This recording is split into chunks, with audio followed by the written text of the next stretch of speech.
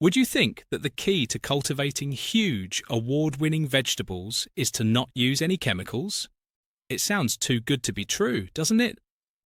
But for a long time, Amish farmers have been quietly perfecting all natural ways that work wonders. Not only do their methods work, but they also don't cost much. The main principle behind all of them is that they don't just use the soil, they build it. This may seem like a minor thing, but it changes everything. Amish farmers don't consider soil as dirt like modern farmers do. They see it as something holy, like a living cathedral. They painstakingly plan out the soil in layers, with each layer serving a different purpose. There is thick organic debris at the very bottom, such sticks, straw, and ancient plant materials. This helps with drainage and breaks down over time. There is half-decomposed compost in the middle that keeps the soil active and busy all growing season. And at the top, a soft, finely sifted layer of compost that is great for young seedlings since it gives them the nutrients they need straight away. But here's the crazy part. Earthworms, many of them. A normal garden might have 5 to 10 earthworms per cubic foot, but Amish gardens often have more than 35. It's like a metropolis of worms underneath. These little fellas aerate the soil, break down minerals, and make natural tunnels for roots to develop deep and strong.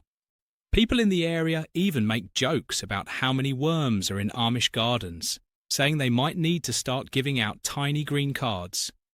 And this isn't a mistake. Amish farmers spend years, sometimes 3 to 5, just to make the land healthy before they can expect huge yields. You may be that patient if you really care about the land and want to take care of it for a long time. And what's the benefit? Vegetables that get bigger, taste better, and fight off illness and drought like champs. But good soil is only part of the picture. The actual magic? A strong handmade compost tea, which is a natural liquid fertilizer that people make in enormous wooden barrels behind barns. Don't use fertilizer from the supermarket. This is the real deal. It involves a thorough 14-day fermentation process that starts with rainwater, since tap water has chlorine in it, which might kill good microorganisms. There are all kinds of things that go into the mix, such compost, crushed eggshells, for calcium, fish bones, for phosphorus, and even a little blackstrap molasses to feed the microorganisms.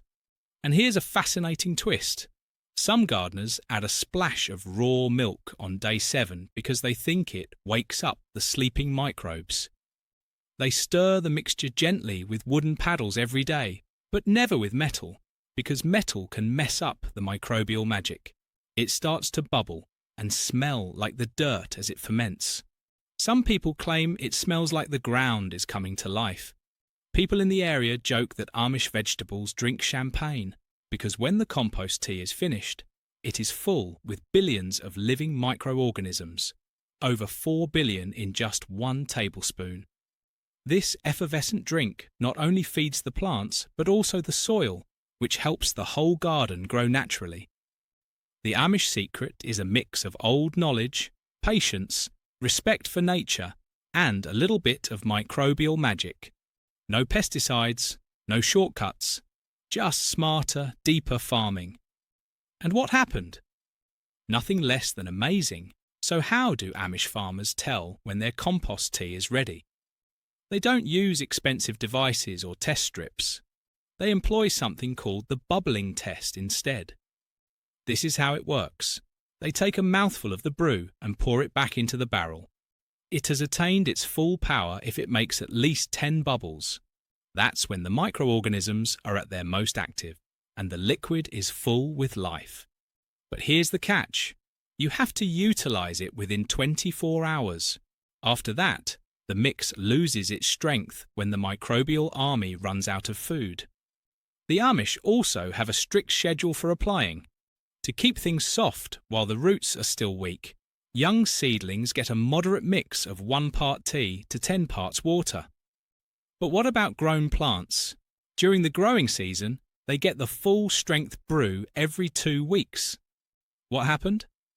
vegetables that are full of nutrients.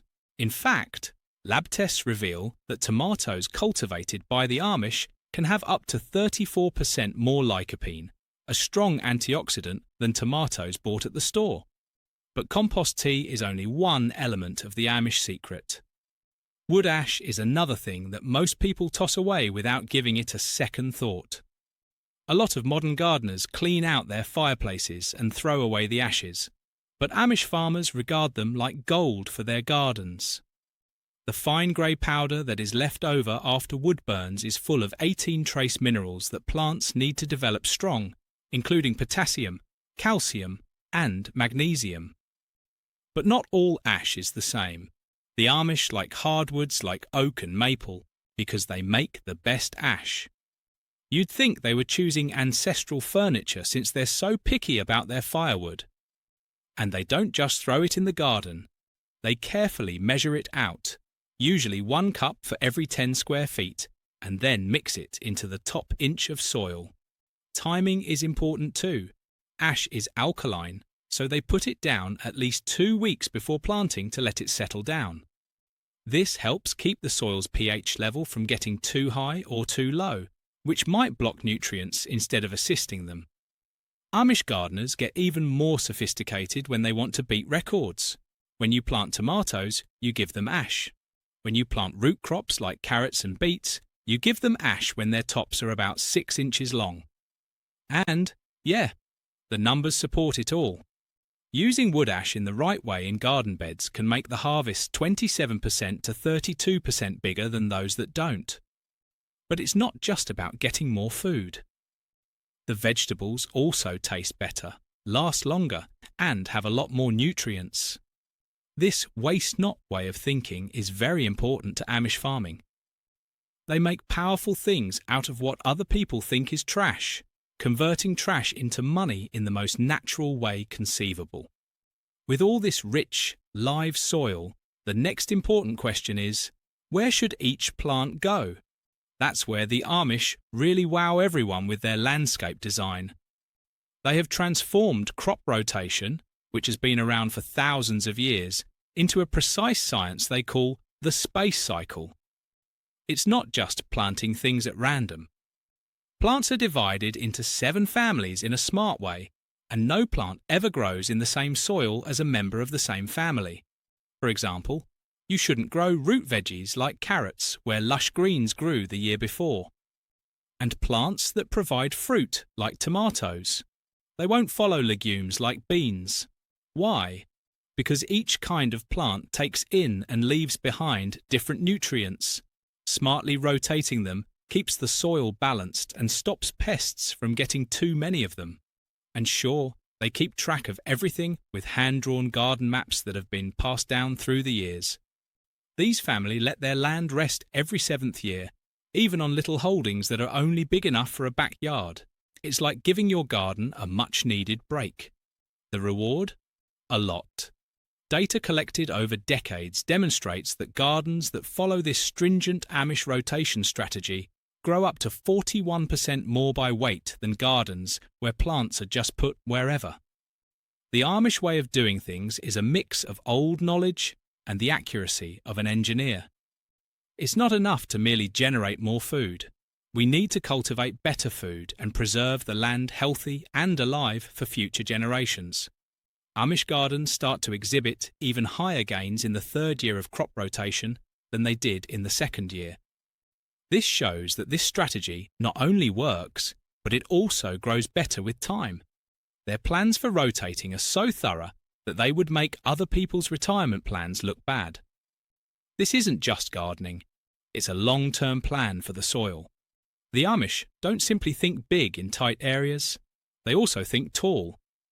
Do you know what the 3 sisters planting method is? It's brilliant. Corn grows tall, beans climb up the stalks, and squash spreads out on the ground. Each plant in the garden employs a different vertical layer, and they all benefit each other. The beans put nitrogen into the soil, the corn holds it up, and the squash keeps the soil cool and moist by blocking off the sun. Even breaks are carefully arranged. Some plants, like nightshades, tomatoes and peppers, need to stay out of the same soil for 3 years before they may come back. Why? It interrupts the cycles of pests and diseases on its own, so no chemicals are needed. This kind of design makes the garden a living system that gets stronger every year. But even the best planned garden needs soil that can hold nutrients, and this is where things get really interesting. The Amish are adopting a method that has been around for thousands of years. You might know it as biochar, but they call it black gold.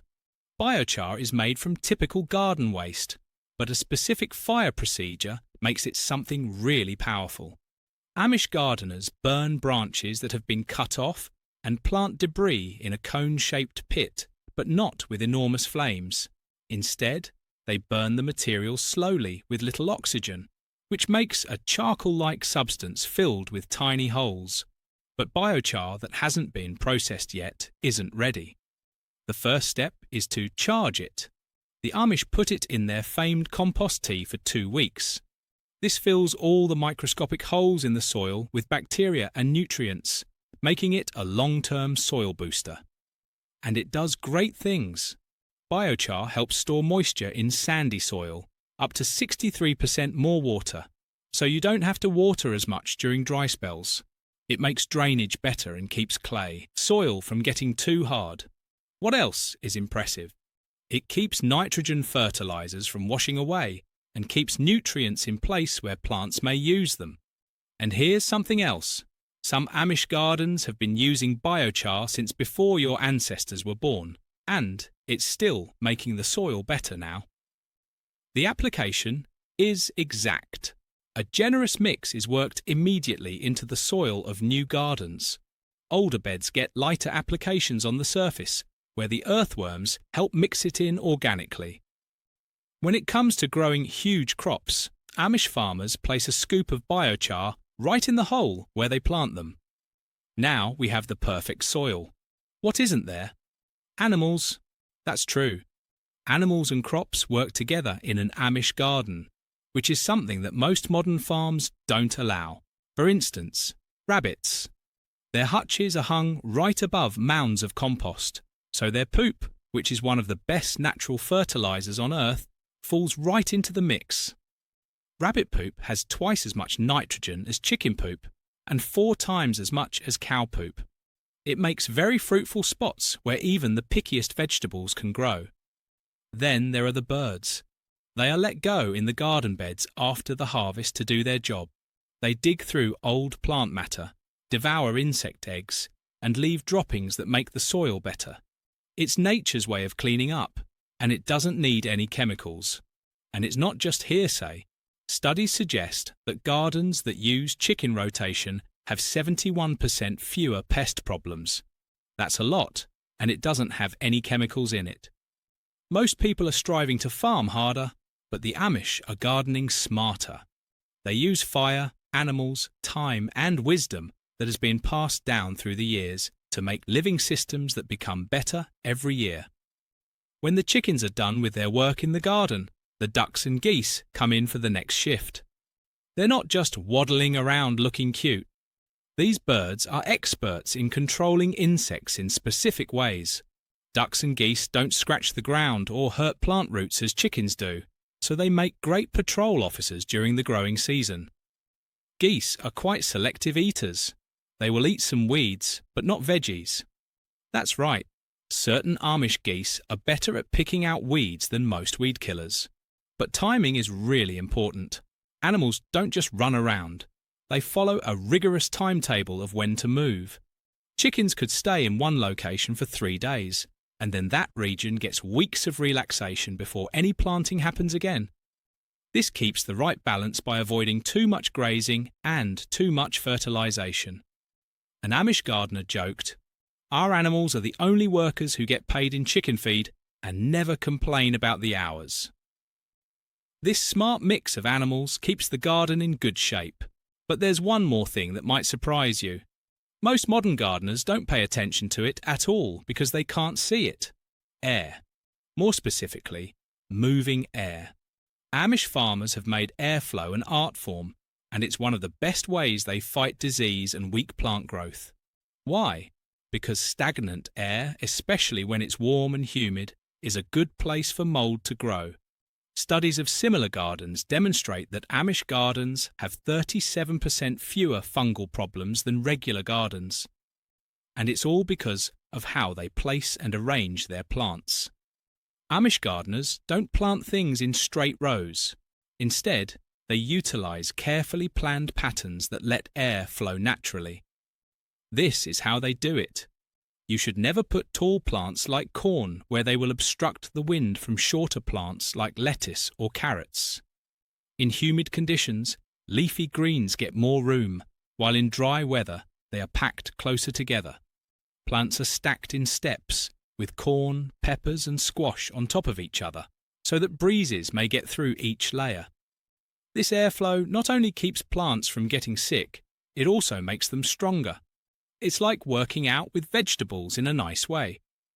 The appropriate airflow can make vegetable stems grow up to 22% thicker, which makes them stronger and able to hold more weight without falling over. This is similar to how wind helps trees grow thicker trunks. And get this, Amish farmers can tell how the wind will blow over their gardens better than your weather app. No joke.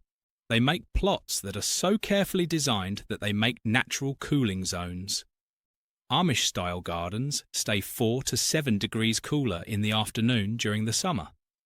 That is very important for the health of plants because colder plants use less water and are less stressed. But what about help? What good are big vegetables if they fall apart when you pick them up? People who have ever grown a tomato know how sad it is to see it split, bend, or fall over. The Amish came up with a solution to this problem a long time ago. Support structures that grow with the plants.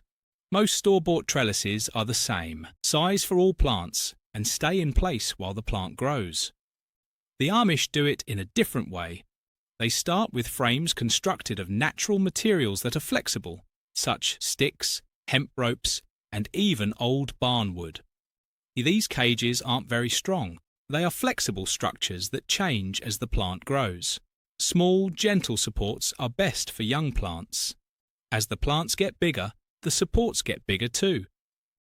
They are changed, lengthened, and retied to fit the plant's weight and growth.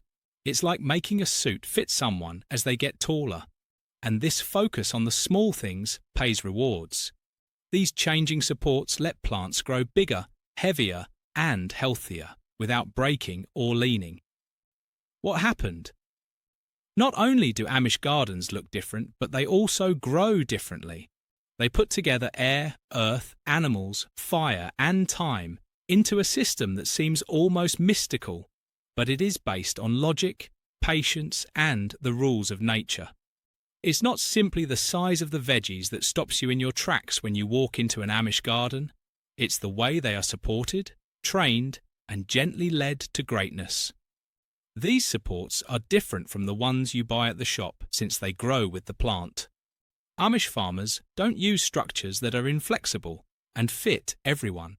Instead, they develop systems that can change and grow with the plants, support arrangements that get bigger as the stems get thicker and the fruits get heavier. And here's the smart part. They utilize special slip knots that get looser as the plant grows. No more knots that dig into stems or shut off blood flow.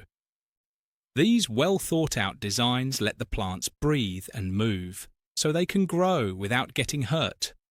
Measurements show that plants that use Amish-style supports grow stems that are 18% thicker than those that are held by rigid standard cages. Thicker stems not only look attractive, but they also help the plants save energy. Amish plants don't waste nutrients on repeatedly strengthening weak stems. Instead, they use that strength to bear fruit. The numbers? Using these flexible support systems, the weight of the plants goes up by 41%.